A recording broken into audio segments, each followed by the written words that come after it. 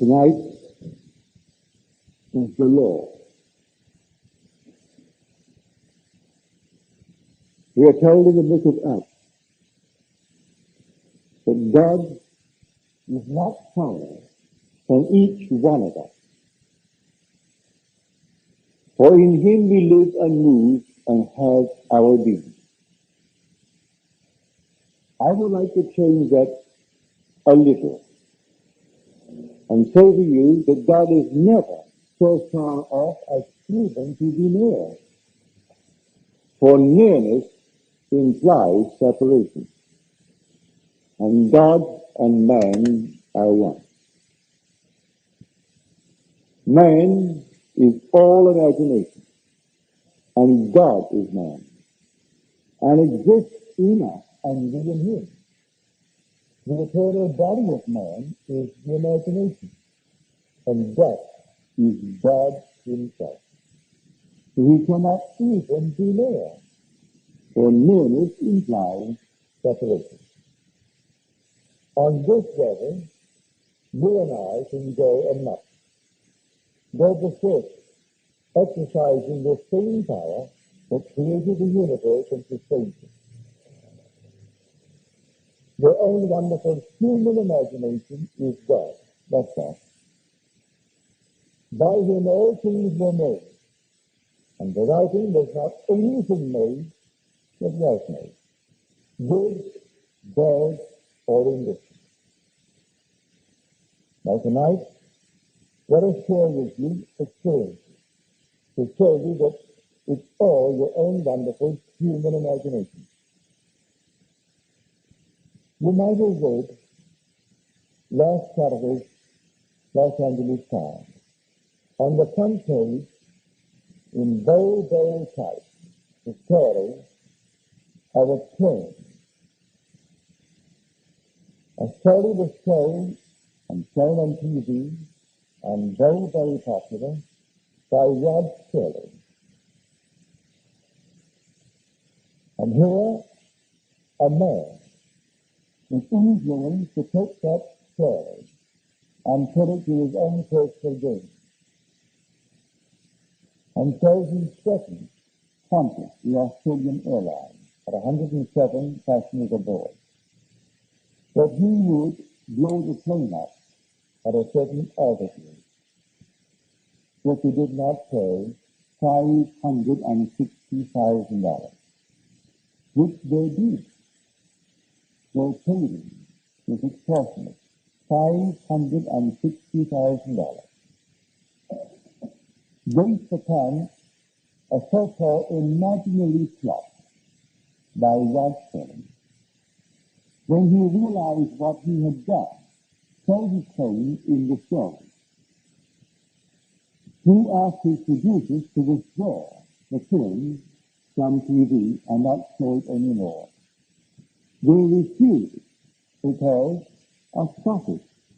It was written for profit, shown for profit, and they consumed it regardless of Qantas or any other airport or the unnumbered people that may suffer as a result of it.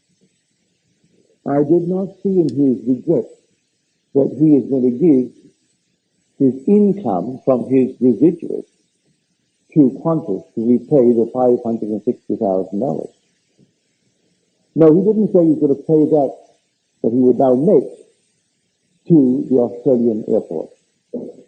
He's going to keep it and write another bunch of nonsense because he doesn't know what you know, that imagining creates reality. For God imagining creates, and God is man. So man imagining creates. There is no separation between God and man. We are one. God became as we are, that we may be as he is, allowing himself on this level to make all the mistakes in the world and to go berserk and to imagine any stupid thing in the world. Now, let me share with you a few stories. These stories by William Butler Yeats. You can find them in his volume called Good and Evil. It first came out at the turn of the century. It's part of his collective work. But the individual volume has been reprinted, I think, 3 or 4 times. And this is the chapter that he named Magic. He said, I was spending a vacation in Paris, and I got up early. I thought I would go out and get the morning paper before my host rose. And then I came through, and I saw the little maid laying the table for breakfast. And I told myself one of those long, stupid stories that one tells only to oneself. If something had happened which had not happened, I would have hurt my arm. And so I imagined myself with my arm in a sling. And as I passed by, I had so completely imagined myself with my arm in a sling that I cast my imaginal act upon that sensitive child, the little girl who was simply preparing the breakfast paper. When I returned with my paper, my host met me at the door, and she was all in a blither, inquiring about my arm, for she said that the little girl, the maid, had told her that Mr. Yates came down with his arm in a sling. Then I remembered what I had done. I simply imagined that had I done what I had not done, I would have hurt my arm, and my arm would now be in a sling. So I cast my imaginal act so intensely upon that maid, she saw it as an actual fact. Now he said, just about the same time, I thought intently of a fellow student and a message I wanted to give him, but I did not wish it committed to paper. I wanted to tell it to him, but he was not present. 2 days later, I got a letter from this fellow student who was several hundred miles away. And just about the time that I had intently thought of him and the message, I appeared seemingly in bodily form, as though in the flesh, in a large hotel where he was, amidst a large crowd of people. And he told me that he would like me to return after the crowd was gone. And then I vanished and returned that night at midnight and told him the message, which he told me in his letter. Now he said, I have no conscious knowledge of the projection. I only know that I intently thought of my fellow student and the message I wanted to convey. And there I appeared in the midst of a huge crowd in a hotel, several hundred miles away. And he could tell me to return later after the crowd dispersed, which I did at midnight and told him the message. Now he said, I could tell you a number of stories of the power of imagination. Then he tells the one of Joseph Glanthorne, which is a very popular story, supposedly very, very true. Now this student at Oxford University, finding himself, without funds, could not continue his studies. And so, in the day that he left college, because he could not afford to continue, he found no job, and he joined himself to a bunch of gypsies, traveling gypsies. And one day, 2 students who knew him at college came upon him among the gypsies, and he made a sign not to be identified. And then came up afterwards, and he told them, I'll meet you in the inn, and then I will explain to you why you find me among this crowd. Well, they were curious, so they went to the inn, and when he came into the inn, he told them they are not quite the vagabonds that people think that they are. They have a secret that is not known at Oxford. None of our professors know it. I know I never heard about it, said he. So no one knows it. but I'll tell you what they've taught me. And I have learned all that they've taught me so far, and I've improved upon it. Now, to show you what I mean by it, I will leave you two fellows alone. And when I return, I will tell you what you have discussed in my absence. And so when he came back, he told them in detail what they had discussed, or everything that was discussed. And they were curious and wondered why. He said, you had no choice in the matter. I determined what you would discuss. My imagination led yours. Their story is all about imagination. And they, by the complete control of their own imagination, influences your behavior. That's what I learned from them. Well, if God makes all things, well then God must be the human imagination. If a man could so control his own imagination that he influences your behavior, and you think that you initiate what you do, when it was the man in control of his own imagination that did it, then we understand what the poet said. All things by a law divine, in one another's being mingled. I see you, you see me. Were we not intermingled, I couldn't perceive you. If I couldn't penetrate your brain, and you couldn't penetrate mine, you couldn't perceive me. So all things by a law divine, in one another's being mingled. The man who is in control of his own imagination, penetrating the whole vast world in which he is involved, could influence the world. So that is the secret that he tried to tell these two scholars who graduated from Oxford.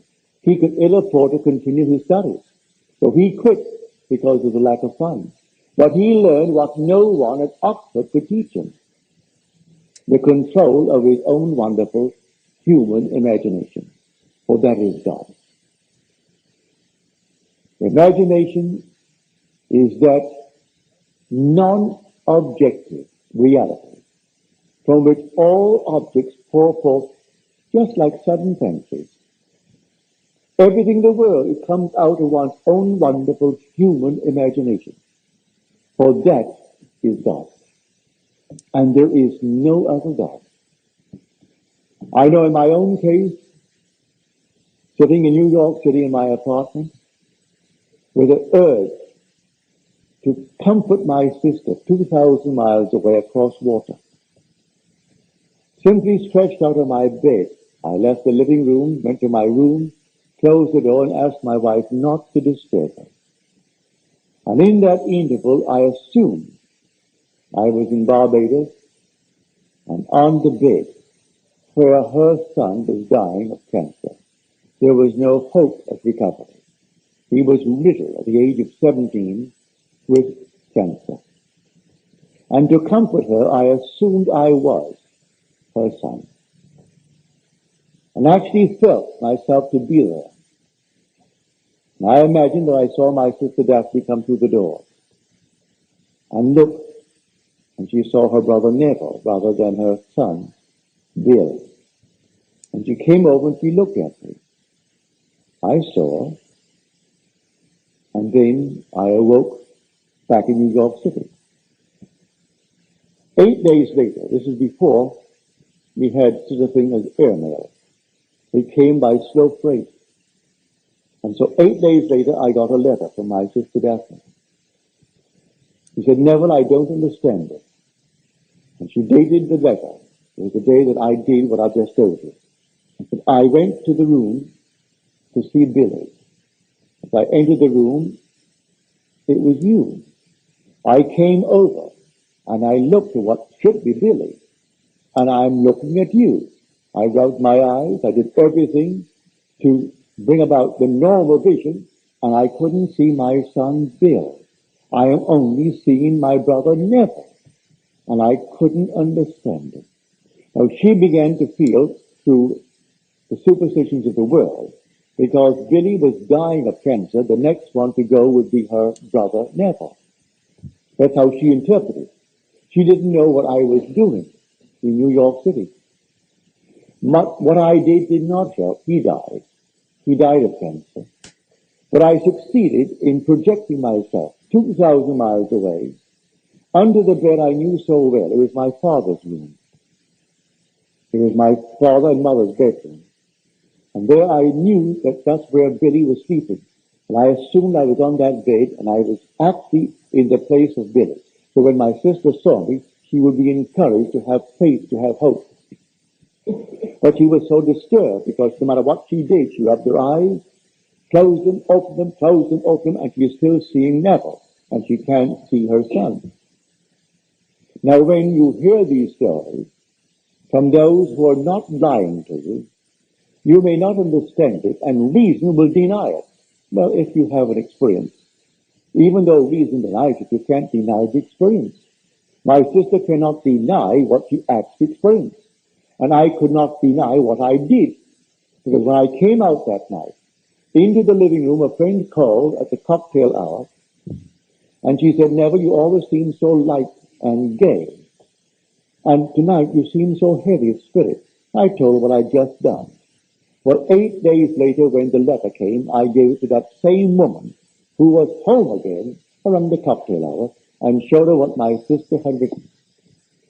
So here my wife and my friend were witnesses to what I told them 8 days in advance I had done. Then came the letter from my sister asking for some explanation of it. So I tell you, I know from experience that imagining creates reality. On this level, we're only learning. We're all students. We are simply in kindergarten. And we go berserk as Rod Serling did. So he made a fortune writing this story. And it's still being shown all over on TV. And he will still get his residuals. And he'll take his residuals and pile it into some maybe IVM stock or some other kind of stock. He hasn't given it away. He'll write more nonsense, for it's all nonsense. But he doesn't realize what he's piling up for himself. Be not deceived. God is not mocked. As a man sows, so shall he reap. You see yonder fields? The sesamum was sesame, and the corn was corn. The silence and the darkness knew, and so is a man's fate born. So let no one think he's getting away with anything. So you misuse your talent, and you reap seeming rewards today in dollars and cents.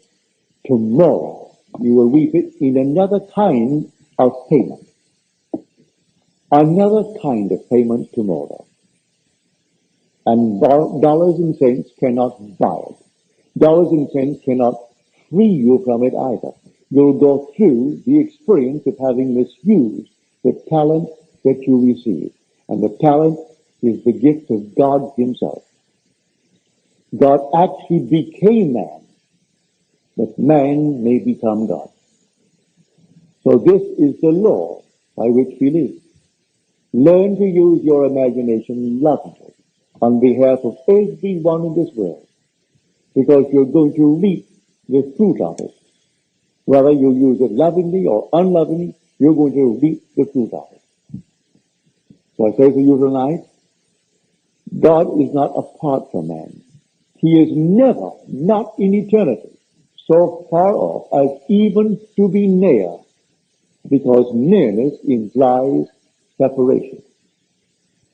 That statement from the 17th chapter of Acts would imply separation. He is not even separated. He can't even be near you, because he is your own I. When you say I, that is God. When you say I am, that's God. His name forever and forever. And there is no other God.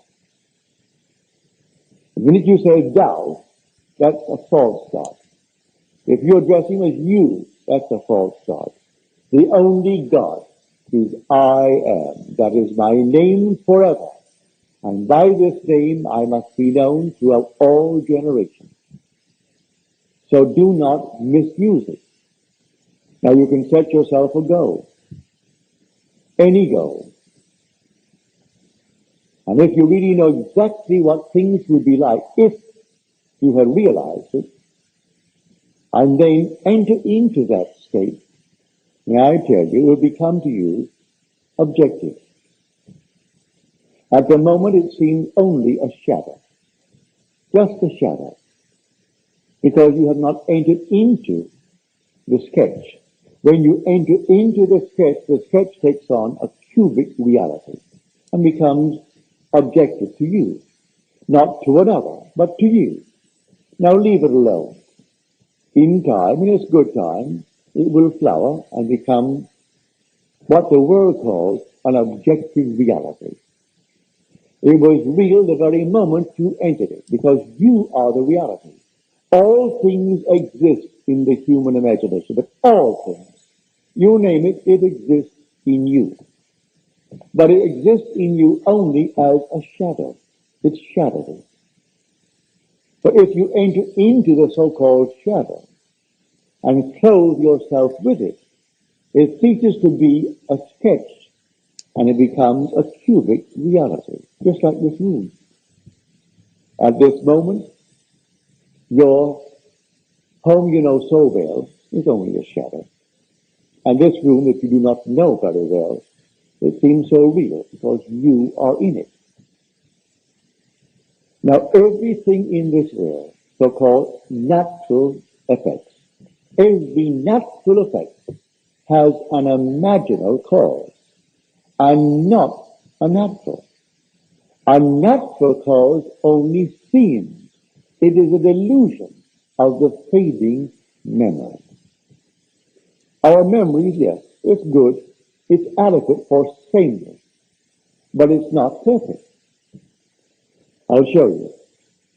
When you go home tonight, take an ordinary, a magazine, take the cover, a landscape, or a postcard, and look at it and know exactly what you're doing. You're looking at the postcard. Try to memorize it. Spend as much time as you want on it. Spend an hour if you want. Try to memorize that card. And you think you know it, all right, you know it. Now turn it over and try to reconstruct it from your memory of it. And be honest with yourself and see how far you are from what you were observing. Yet when you turn it over, your memory picture of it is good enough for sameness. You know it's the same card because it is good enough, but it's not good enough for the active picture. So our memory is all right. It's good enough for the cause of sameness.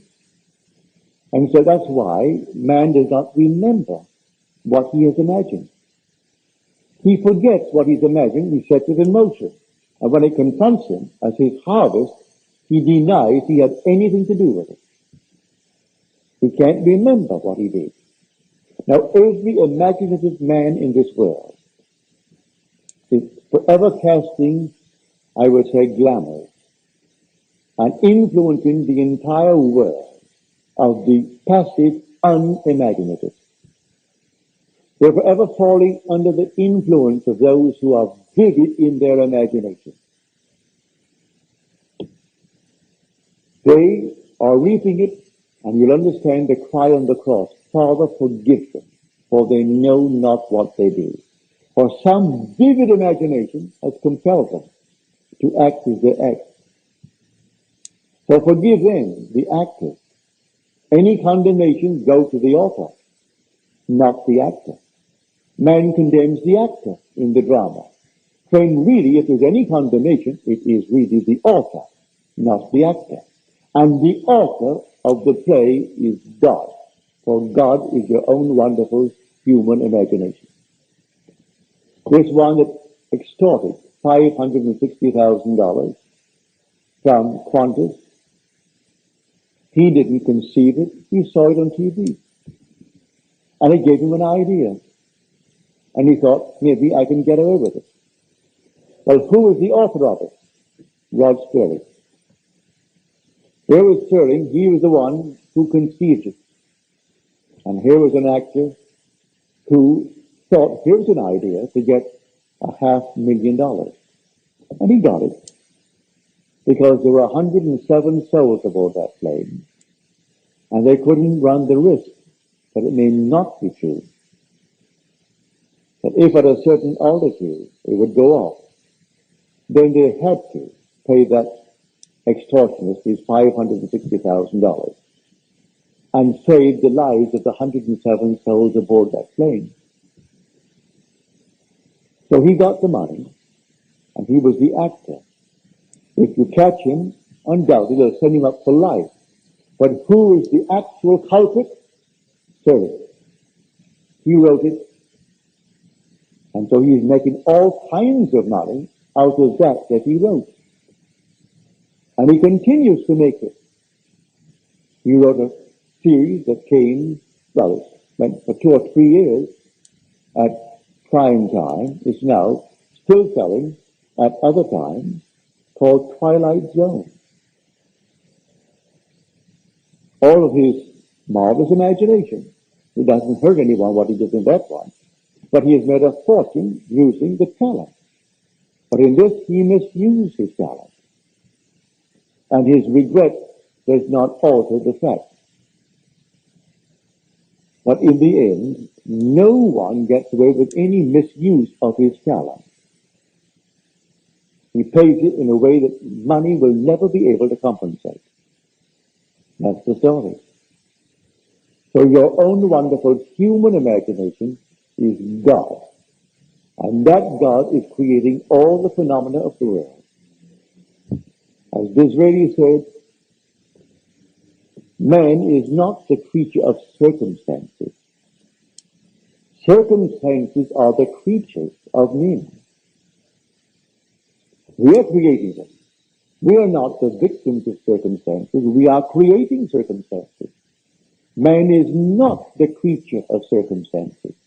Circumstances are the creatures of men. Benjamin Disraeli. Don't discount him. There was a man, an able man, who said Christianity is the fulfillment of Judaism. He never denied that he was a Jew. His very name tells you who he is. Benjamin Disraeli. This is of Israel. Benjamin of Israel. That's what his real name is. He never denied he was an Israelite. But he knew that the Christian faith, if properly understood, was but the flower, the fruit on the tree of Israel, the fulfillment of it. When God actually became man and flowered in man, and the whole vast wonderful imagination that is God awakened in a man. And he knew that he was God.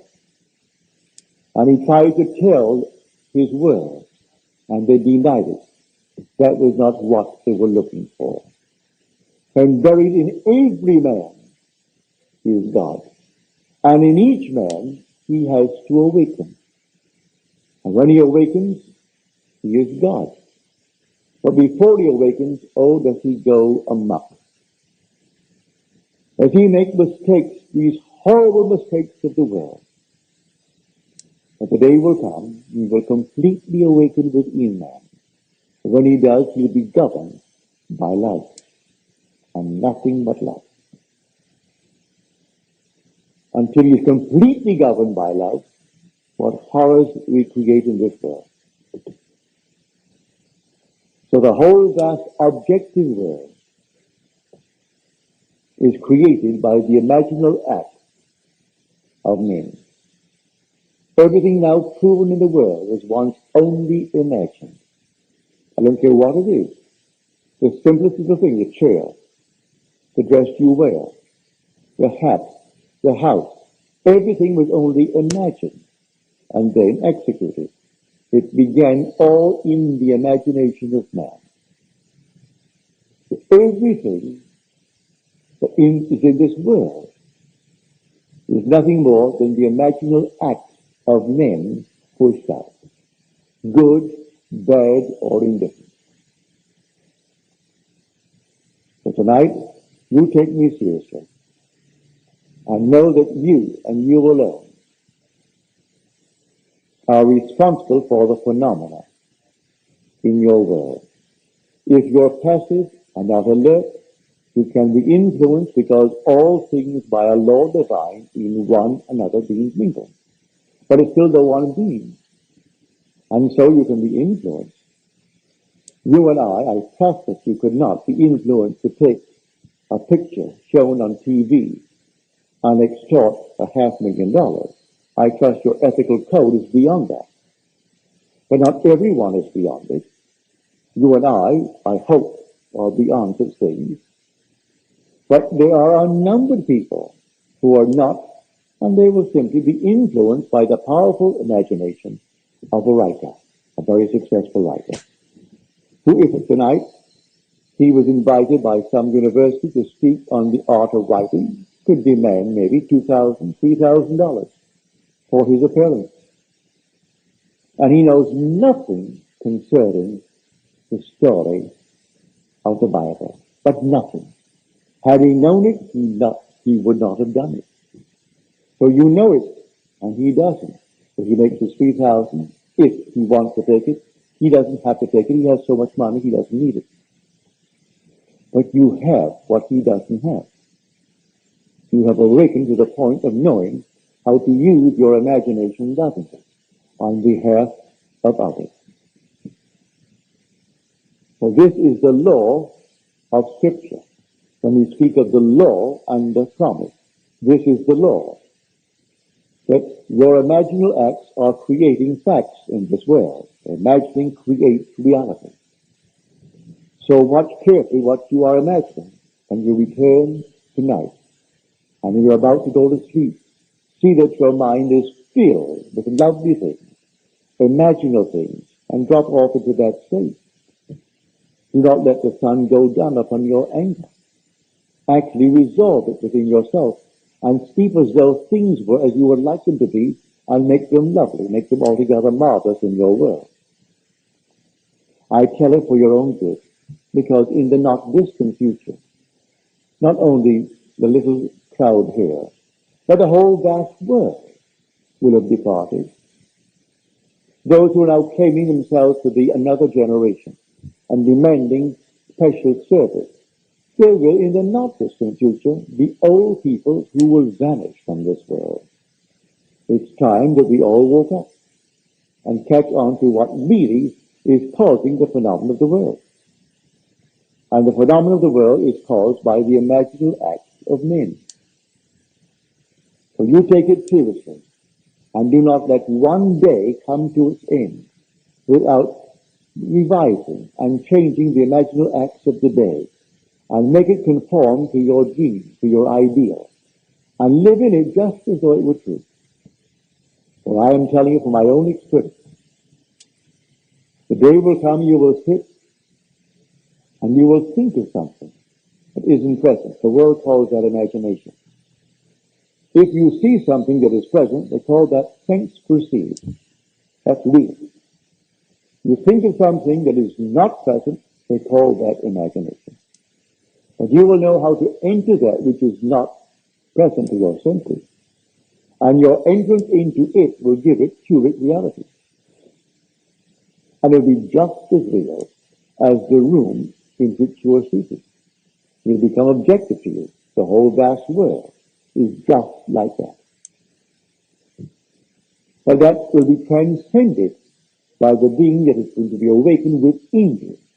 For that being who awakes within you is God himself. This is God's key glow to the human mind. And when he awakes, it is God at intensity. And there is nothing that is absent, for he is omnipresent. So he views everything from where he is. He doesn't think of, because he's omnipresent. And being omnipresent, he sees every being as they are. And they are not what they appear to be outwardly to the world of sense. They are what they are in heart. He sees exactly what they are thinking, what they are feeling, what they are plotting, what they are planning. He sees all the intentions of the heart. So when someone tells you, well, why did it happen to him and not to that one, when he is so prominent in the world? Look what he did. He built a hospital. He endowed it. He gave a fortune. But God sees the heart. He doesn't see the fortune he gave to build a hospital and even to endow it. He sees what no one on the surface sees. He sees the motive behind the gift. He sees everything behind it all. Because he sees everything, because being omnipresent, he sees everything as it is. Now, so when you're told, he called all before him and said, no, I reject him. This is to pick out the one called David. He rejected his brothers, but he said, man judges after the appearance, and God sees only the heart. So I reject him, I reject him, I reject him. Called the other one, and then came David. Now there's a man after my own heart who will do all my will. And so, now you'll realize, if you take it seriously, what is in store for all of us. The end is God. The origin of all was God. In the interval, we go berserk. We run amok. But if you know what you could do, start doing it. Don't wait.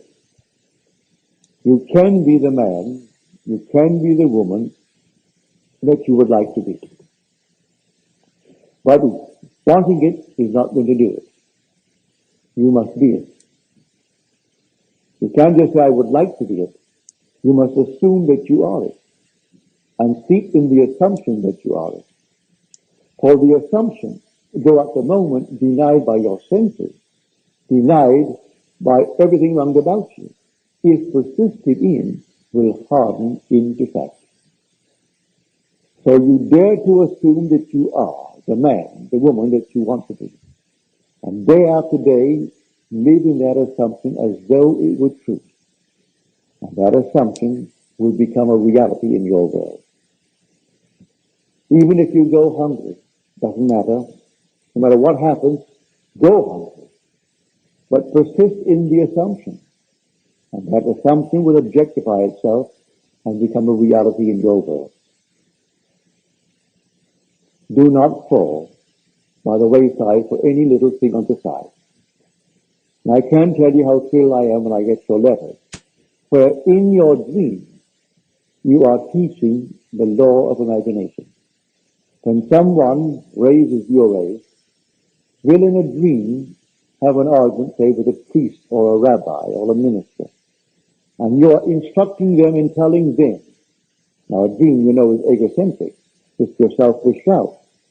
But yet, here you are, you're actually taking the symbols of authority and simply bringing them down to a certain level. They're no longer your authority. You are instructing now and telling them, which is yourself, made visible, what you have discovered concerning the cause of the phenomena of life.